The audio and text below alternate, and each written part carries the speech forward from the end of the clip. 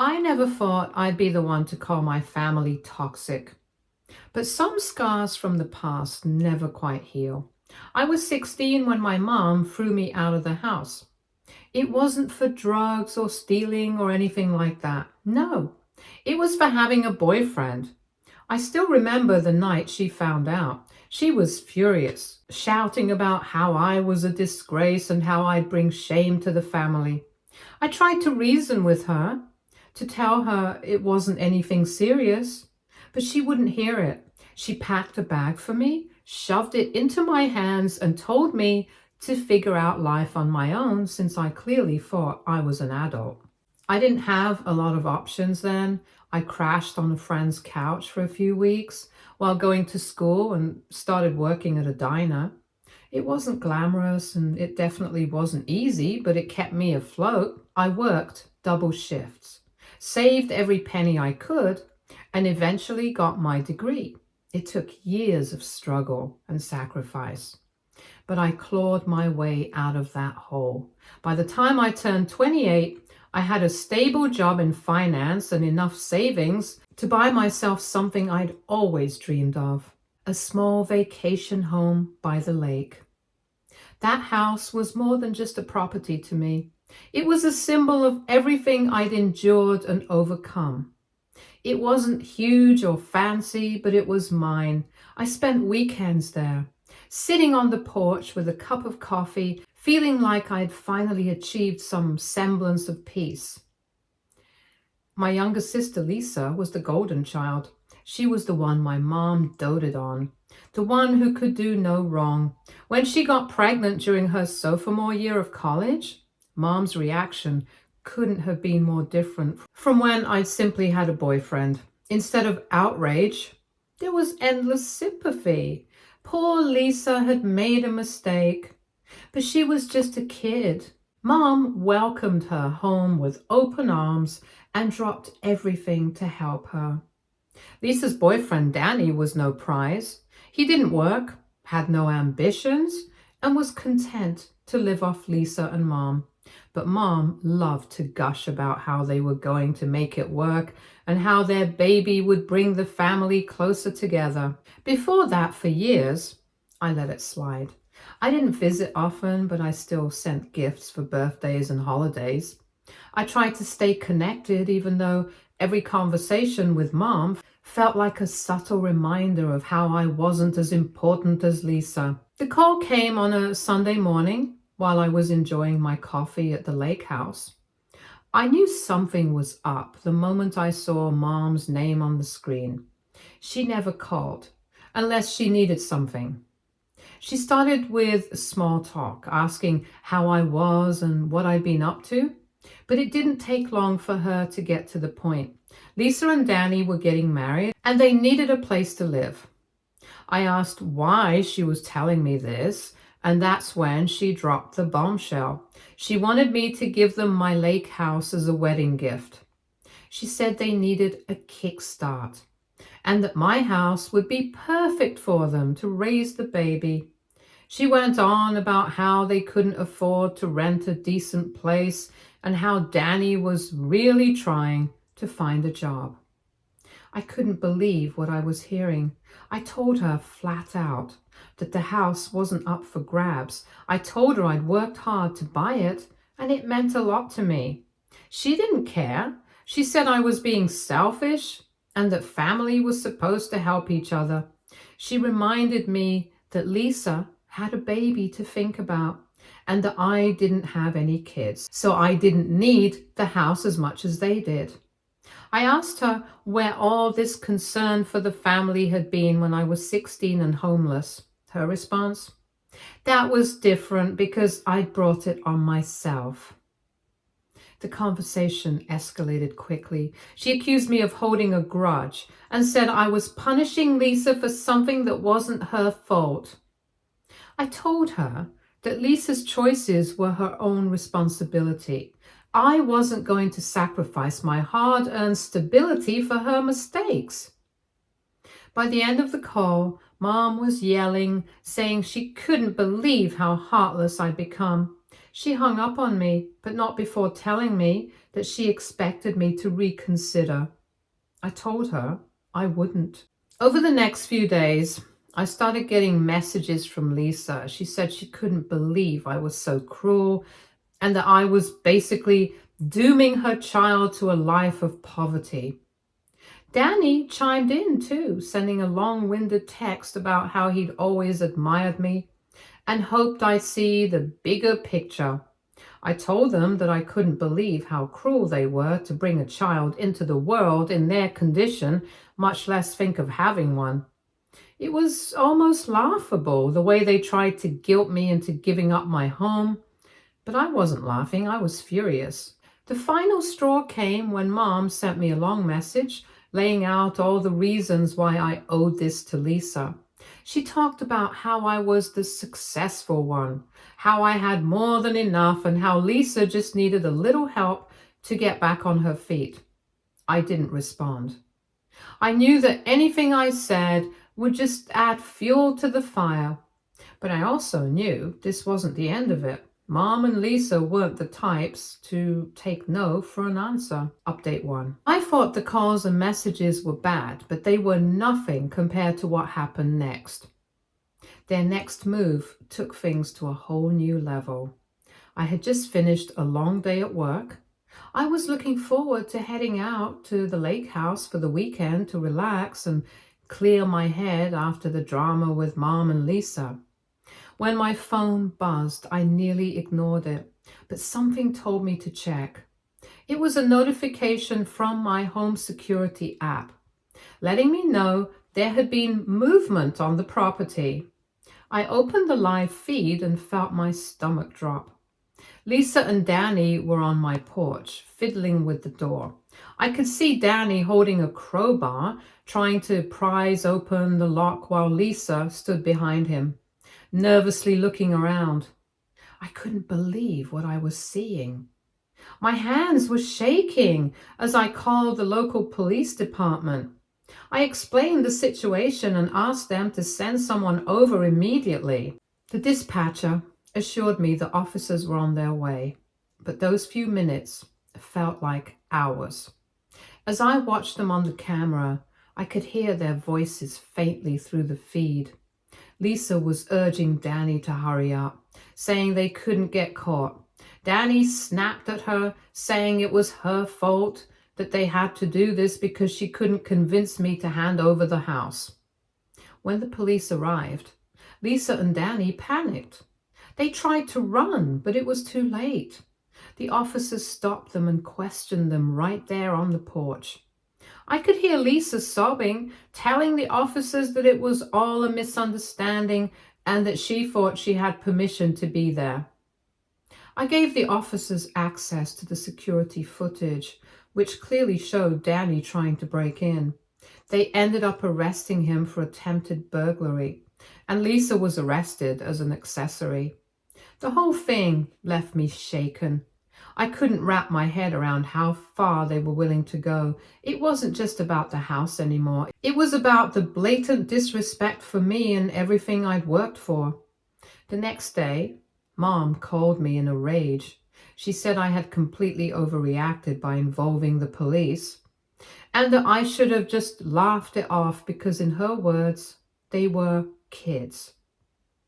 I told her that kids shouldn't be having kids and breaking into people's houses. I reminded her that Lisa was a grown woman, a to-be mother, and someone who was about to get married. I asked her how long she was going to keep making excuses for her. Mom didn't like that, and she accused me of being heartless again and said that if I really cared about family, I wouldn't have escalated things.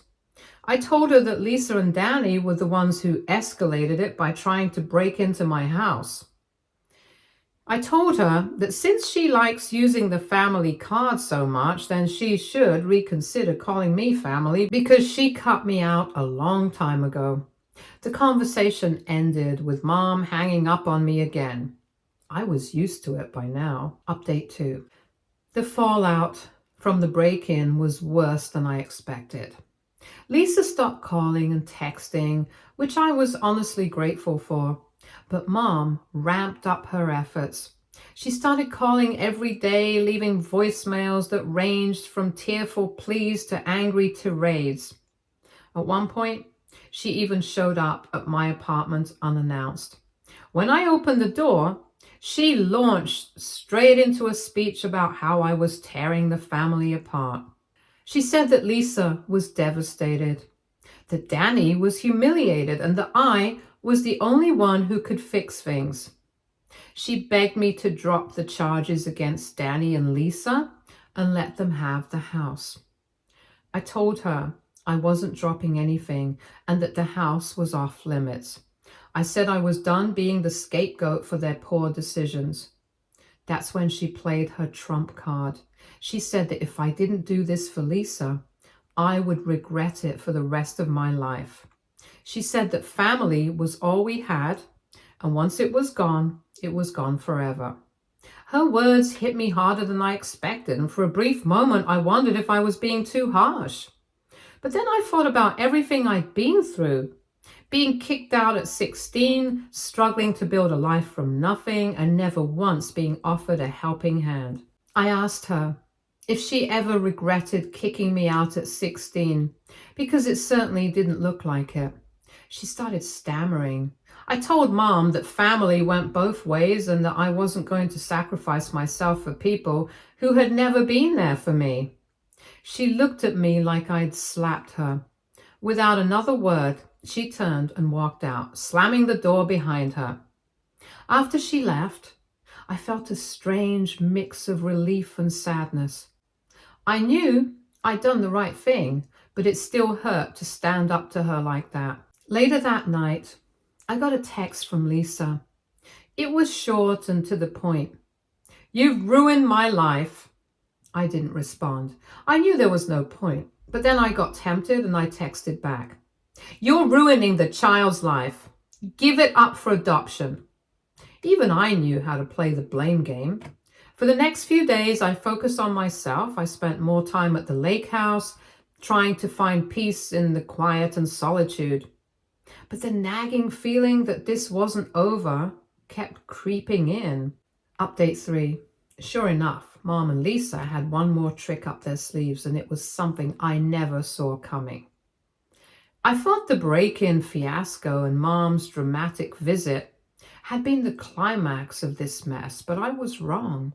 Just when I thought I had some breathing room, Lisa and Danny managed to drag things to a new low. It started with a series of social media posts. Lisa took to her accounts to paint me as the villain in this whole situation. She wrote about how I was hoarding a vacation home while she, a struggling mother-to-be, was on the verge of homelessness.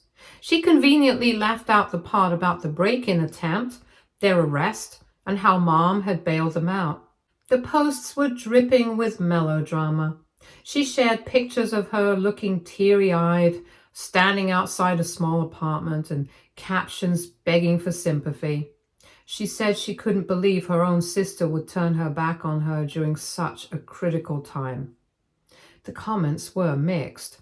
Some people, mostly mutual acquaintances, called her out for airing dirty laundry online, but others, her friends, Danny's friends, and even distant family members, rushed to her defense. They said things like, "Families should help each other no matter what, and that I should be ashamed of myself." Mom wasn't subtle about where she stood. She chimed in on Lisa's posts, agreeing with her and saying she couldn't believe how cold-hearted I'd become. At first, I ignored it. I figured people who knew the truth wouldn't buy into Lisa's sob story, and those who didn't weren't my problem. But then Lisa crossed the line. She posted a picture of my lake house with a caption that said something like, "This is the house my selfish sister is keeping all to herself, while I struggle to keep a roof over my head." The photo was clearly taken right before they got arrested. It was grainy, but the house was unmistakable. I realized, with a sickening jolt, that Lisa must have taken it during the break-in attempt. The comments exploded. People started speculating about where the house was and how much it was worth. A few even joked about showing up there themselves to claim it for Lisa. That was when I knew I couldn't stay silent anymore. I contacted a lawyer to see what my options were. He advised me to file for a restraining order against Lisa and Danny, citing the break-in and the social media harassment. He also suggested sending a cease and desist letter to get Lisa to take down the posts. The restraining order was granted quickly, given the evidence I had, but the damage was already done. I felt like my privacy had been violated in the worst way. And it wasn't just about the house anymore. It was about protecting myself from people who clearly had no boundaries. After the restraining order was issued, Lisa finally stopped posting about me online. But that didn't mean the drama was over. Instead, Mom decided to take matters into her own hands. She showed up at my lake house unannounced one Saturday morning. I was outside tending to the garden when I heard her car pull up. I hadn't invited her, and I certainly didn't want to deal with her, but I knew ignoring her would only make things worse. Mom wasted no time getting to the point. She said she was there to talk some sense into me. Because, in her words, I had destroyed my relationship with Lisa and ruined the family's reputation. She launched into a long-winded speech about how the family was supposed to stick together, how Lisa was struggling, and how I had turned my back on her when she needed me most. She said I was being selfish, hoarding my success while Lisa was drowning. I let her talk for a while, mostly because I needed time to collect my thoughts. When she finally paused to catch her breath, I told her I wasn't going to apologize for protecting what was mine. I reminded her that Lisa had tried to break into my house, that Danny and her had been arrested, and that Lisa had publicly humiliated me online, and she had supported them. I asked her how any of that was supposed to make me feel inclined to help them. Mom waved it off like it was no big deal. She said Lisa was just desperate and didn't know what else to do. She said I should understand because, after all, I was once young and reckless too. That was the last straw. I told Mom that there was a big difference between being young and making mistakes and being an adult who refuses to take accountability for their actions. I reminded her that when I was Lisa's age, I didn't get handouts or sympathy. I got kicked out of the house for having a boyfriend. Mom tried to interrupt, but I didn't let her. I told her that for years I had worked hard to build a life for myself with no help from anyone. And I wasn't going to let Lisa and Danny take that away from me just because they couldn't get their act together. The conversation quickly turned heated. Mom accused me of being bitter and holding grudges. She said I was punishing Lisa for something that happened years ago and that I needed to let it go for the sake of the family. I told her that wasn't the case at all. I said I was simply standing up for myself for the first time in my life, and that if she and Lisa couldn't handle that, it was their problem, not mine. I told her that she should either kick Lisa out or give up her house to them, since she was such a doting mother. Mom left in a huff, but as she drove away, I felt relief. In the days that followed, I didn't hear from Mom or Lisa, which was a welcome change. I focused on getting back to my normal routine, but I couldn't shake the feeling that this wasn't over yet. Update 4. I sat at my desk, staring at the blank screen. A storm of emotions churned inside me: anger, frustration, sadness, and, above all, exhaustion. Mom and Lisa had twisted the narrative so thoroughly that mutual acquaintances had started reaching out, urging me to reconsider my decision. Some of their messages were downright vicious. It became clear that staying silent wasn't an option anymore. If they wanted to paint me as the villain, I had every right to tell the truth. With a deep breath, I began typing, laying everything out as clearly and honestly as I could.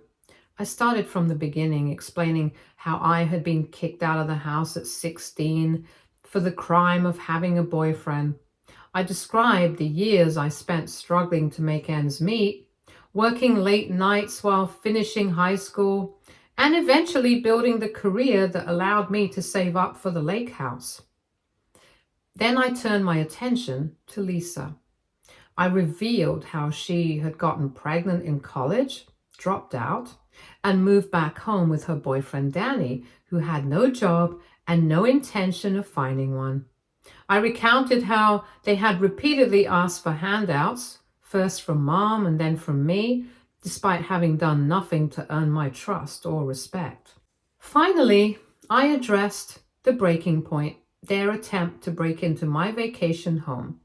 I described the shattered window, the sheer audacity of their actions, and how Mom had brushed it off as youthful recklessness. To make it absolutely clear, I added that the lake house was mine and mine alone, purchased with my hard-earned money after years of sacrifice. I wrote that I had no obligation, legal, moral, or otherwise, to hand it over to anyone, especially not to people who had treated me as little more than a safety net.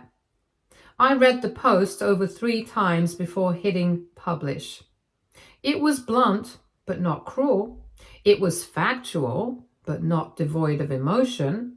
I wasn't looking for sympathy. I just wanted to set the record straight. Within minutes, the post began gaining traction. Comments started flooding in, and for the first time, I felt a sense of validation. Strangers were expressing their support, calling out the entitlement and manipulative behavior I had endured. Some people shared their own similar experiences with toxic family dynamics, while others offered advice or words of encouragement. A few asked why I hadn't gone no contact sooner, and honestly, I didn't have a good answer. Maybe I'd held out some hope that things would get better. Maybe I'd been afraid of the fallout. But now, as I watched the truth spread, I felt lighter. Of course, not everyone was supportive. A few family members suggested that I should have kept the matter private. I told them that if they didn't shut up, I would post the messages they sent to me next. Part of me felt a pang of guilt, but then I remembered how publicly Lisa and Mom had made their campaign against me. They had chosen to involve others and to weaponize half-truths and outright lies against me. I was simply defending myself. The fallout was swift. Lisa was the first to react. Flooding my phone with furious messages, she accused me of ruining her reputation and of jeopardizing her and Danny's future. I questioned, what future? Mom wasn't far behind. Her messages were less angry and more pleading. She begged me to take the post down, claiming it would humiliate the family and create a rift that couldn't be repaired. I told her just because I kept quiet, they had gone and done all this to me. I warned her that if they came at me again, I wouldn't hold back. Later that evening, I received a call from a mutual friend who had seen the post. She told me that Lisa and Danny were in a panic, with Danny threatening to sue me for defamation. I couldn't help but laugh at the absurdity. Everything I'd written was true, and I had the screenshots to prove it. But with what money would he sue me anyway? As I lay in bed that night, I felt a sense of peace. You all were right. I shouldn't be the easy target anymore. Update 5. It was late in the evening when my phone rang, the name Lisa flashing on the screen. For a moment, I debated letting it go to voicemail. I picked up, ready for whatever barrage of accusations she'd throw my way. I had the recorder on. Instead, what greeted me was sobbing. Not her usual manipulative crocodile tears, but deep guttural crying that made me pause. Before I could even ask, Lisa started talking, or rather wailing. Danny had broken up with her. He had packed his things and left, blaming her for everything. The backlash from my post, their lack of stability, and the growing pressure of their upcoming wedding. She said he told her she was toxic and that he couldn't handle her anymore. Her words were punctuated by hiccups and gasps as she kept repeating the same thing. She didn't know what to do, she said. She was scared and alone and didn't think she could handle raising a child on her own. For a fleeting moment, I almost felt bad for her, but then the anger resurfaced, bubbling up with a ferocity that surprised even me. I took a deep breath, trying to keep my voice steady, but the words came out sharp and cold. I told her that she had no one to blame but herself. She had chosen to bring a baby into the world without any plan, without thinking about the consequences, and with a man who was clearly incapable of being a supportive partner.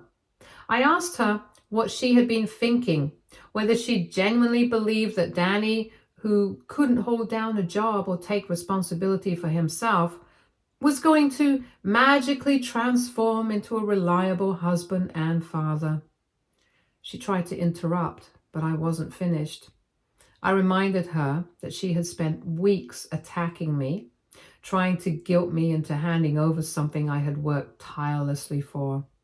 I asked her if she had been in her right mind when she decided to break into my house, when she stood there with Danny and thought it was acceptable to try to take what wasn't hers. By this point, her sobbing had quieted, replaced by an almost stunned silence. But I wasn't done. I told her that life wasn't a fairy tale where everyone else fixes your mistakes. I asked her how she planned to take care of a child when she couldn't even take care of herself. Did she think Mom was going to swoop in and solve all her problems? Or was she still holding on to the delusion that I'd come to her rescue despite everything she'd put me through? She finally found her voice, weak and trembling, accusing me of being stone cold. She said I didn't understand how hard her life was and how much pressure she was under. I couldn't help but laugh. I told her that I knew exactly how hard life could be, because I had lived it. I shoved it in her face how I'd been kicked out at 16, left to fend for myself with no safety net, no one to call for help. I told her that the difference between us was that I had taken responsibility for my life and made something of it, while she had spent hers blaming everyone else for her mistakes. The line went quiet again, but this time I didn't wait for a response.